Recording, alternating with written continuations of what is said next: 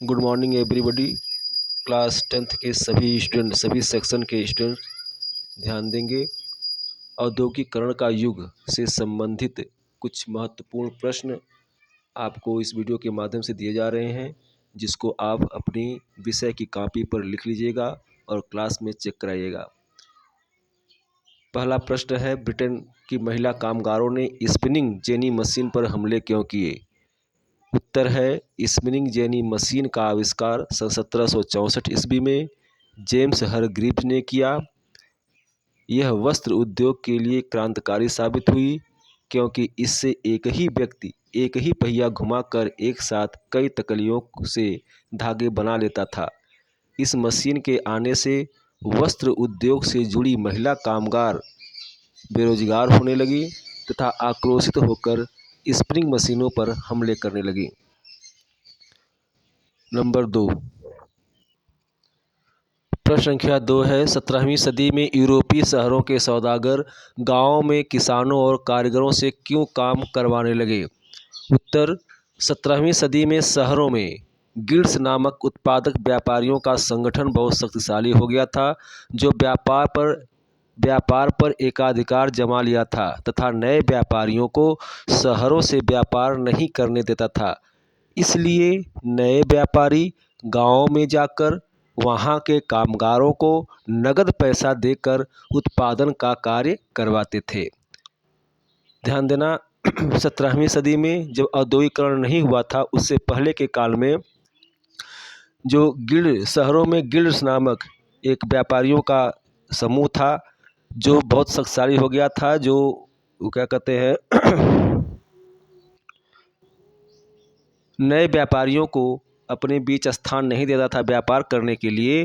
तो ये नए व्यापारी अपना व्यापार करने के लिए गांव की तरफ जाते हैं, क्योंकि गांव में कच्चा माल भी मिल जाता था और कामगार भी मिल जाते थे, जो बने बनाए माल को तैयार कर देते थे। इससे उत्पादन का कार्य गांव में सुगम और आसान हो गया तथा व्यापारी सब वहां से बने बनाए माल को, वस्त्र को ले जा करके बंदरगाहों पर निर्यात व्यापारियों को दे देते थे, जिससे पैसे का प्रवाह मजदूरों की तरफ होता था और गांव में खुशहाली थी, गांव बसे बसाए थे। अगला प्रश्न है, सूरत बंदरगाह 18वीं शताब्दी के अंत तक हाशिए पर क्यों पहुंच गए? और उत्तर है, औद्योगिकरण से पहले के युग में भारत के रेशमी एवं सूती वस्त्रों की भारी मांग थी, जिसका निर्यात गुजरात के सूरत बंदरगाह से होता था। लेकिन ईस्ट इंडिया कंपनी ने जब भारी वस्त्र उद्योग को बर्बाद कर दिया, तो सारा आयात निर्यात बम्बई बंदरगाह से करने लगी, जिससे बम्बई बंदरगाह का विकास हुआ, लेकिन सूरत बंदरगाह का पतन होने लगा। इस प्रकार सूरत बंदरगाह हाशिए पर आ गया। एक त्रुटि है, हाशिए पर क्यों पहुंच गया होगा, गए नहीं। इसको नोटिस कर लीजिएगा और लिख लीजिएगा। अगला क्वेश्चन, गुमास्ता कौन थे? उत्तर, गुमास्ता अंग्रेजों द्वारा नियुक्त एक वेतनभोगी कर्मचारी थे, जो भारतीय बुनकरों पर निगरानी रखते थे।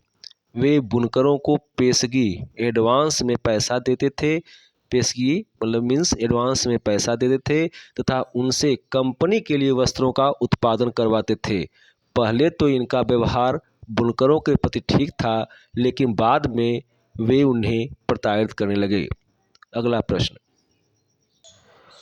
अगला प्रश्न है, भारत में औद्योगिक विकास का वर्णन कीजिए। उत्तर, हम जानते हैं कि 1730 के दशक से इंग्लैंड में औद्योगिकरण का युग शुरू हो गया था, जो 18वीं सदी के अंत तक आते आते पूरे विश्व में पैर पसारना शुरू कर दिया था।